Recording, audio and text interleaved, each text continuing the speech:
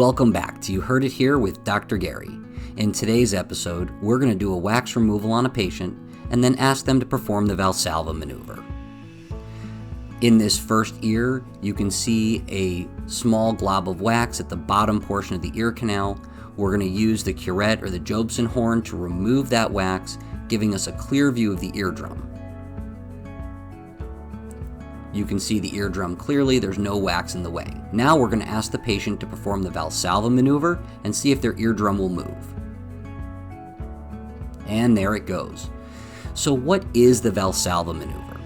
Basically, the Valsalva maneuver is a way of helping to equalize the pressure between the outer and middle ear. You exhale against a closed airway, forcing the eustachian tube open, allowing air pressure into the middle ear. The eustachian tube then reopens, equalizing the pressure between the outer and middle ear. This is vital for people who do things like scuba diving, fly often, or hike in mountains or drive up into higher or lower elevations. So now let's try on the other side and see if we can get the patient to Valsalva again. First, we can see that we have a wax impaction that we need to remove. We're going to use the curette to get that wax out of the way.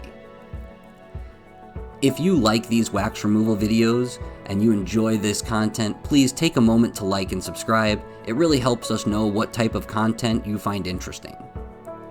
Now that we've got that wax removal done, we'll look at the eardrum, see if we can get the patient to Valsalva.